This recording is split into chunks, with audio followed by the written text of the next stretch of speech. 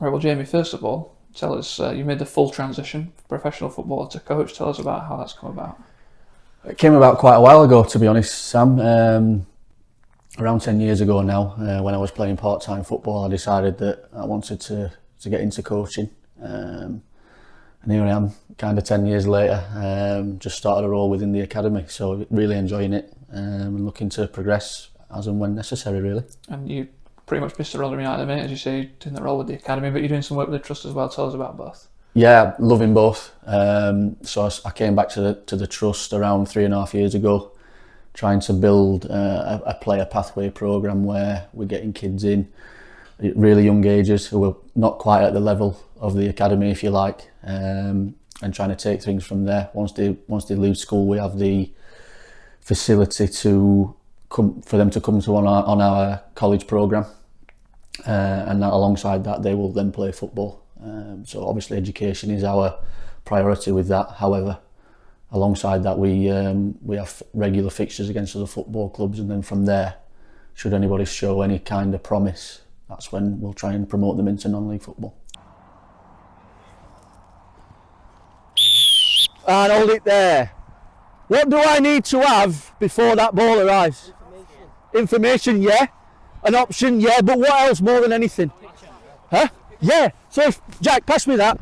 So if I happen to find some space, I know what I'm going to do. I know what I'm going to do to try and keep it. Yeah. Have you found that the two have kind of dovetailed nicely, because of course you can kind of point those players in the direction of the academy? 100%, yeah. So there has been times when we've trained next to the academy. Only last week we played against the 18s in a practice match, which were really beneficial for both. So yeah, there has been eyes on my lads, if you like, and we are still a little bit short. However, you know, we're always trying to close that gap, and if we can be a helping hand towards the academy, then that's great.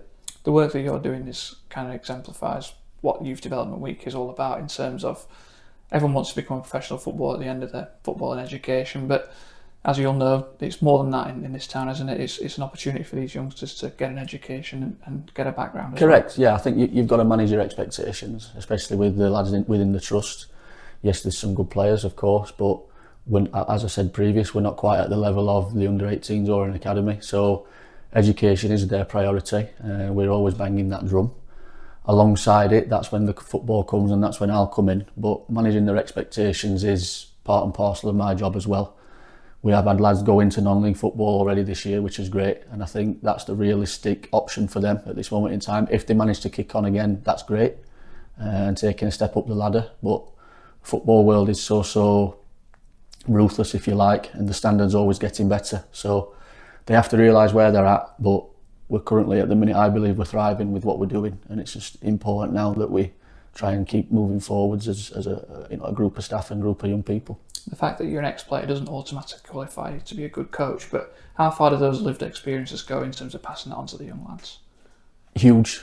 I'm constantly talking about in-game experiences to the players, and I think, like you say, you can only really talk about that if you've lived it. I've been lucky enough to play at several levels across the game, which has helped me in my coaching journey. I do believe that there's some fantastic coaches out there that haven't played.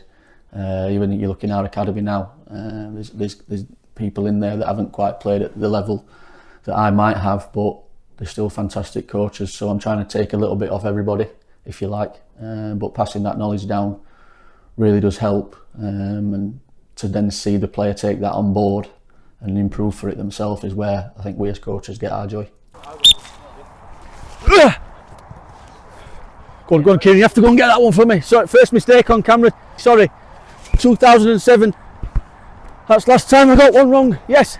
It'd be rude if we didn't mention a certain goal you scored. People of my age might remember it at Mansfield. Who knows to teach any young lads about how to score from the halfway line? No,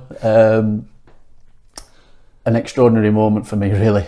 Even all those years ago, we've just been talking about it this morning, funnily enough, and I think the game against Mansfield's coming up, isn't it? So that's been a topic this morning, but I just think moments like that, when I look back, you know, it'll live with me for a long time, and you know, if people recognise me for that within the academy, you know, and show, you know, if you sort of get that respect, if you like, then that really makes me really proud to have been there that day and represented the club. Of course, you came through the academy system at Millmore. Can you tell us about how the journeys have changed a little bit over time? Quite a lot. Facilities, organisation, number of staff, a different structure, obviously different personnel. Everything's changed. I love Millmore. It's something that I'll never forget. Going in them cold mornings and getting on the van and doing all the jobs that you were required to do back then. I think that made me as a person, to be honest. Good and bad experiences, of course, but it's a big part of character building for me, especially as a scholar. And when I see these guys now, I'd give anything to go back there. But at the same time, I'm really pleased and proud that I went through that, because it did make me as a person, I believe. And to come back now and give back that experience is something that I'm really looking forward to doing.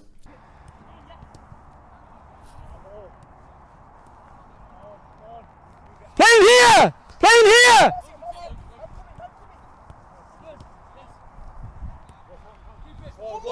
Play, good. Play, and again. Well played, unlucky, play. Good, play, excellent, play. Good, Lenny! And things have changed pretty significantly, as you say, but do you still feel like the lads get that grounding in these academy setups? I do, yeah. I've spent 6 weeks back within the academy set up now, if you like, and been around the under-18s and the coaches. They're really strong, they're they don't take any nonsense. The players are polite, which I like. And I think that's just something that within a young footballer now is a must. Nobody's late, all them kind of things. There's a real discipline about the place, and it's something I'm enjoying being a part of, and I think that needs to continue for a while. And you mentioned you've been in coaching at a number of levels, and obviously had motivations as a player. What kind of keeps you going in the coaching world? Just to try and progress.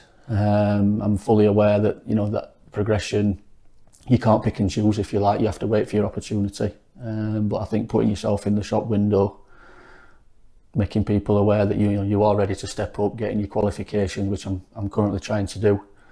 I think that's part of my ambition and part of my willpower, if you like, to try and go and get as highly qualified as I can and progress in the game. However, along the way, I do fully intend on enjoying it and coaching the guys at different levels.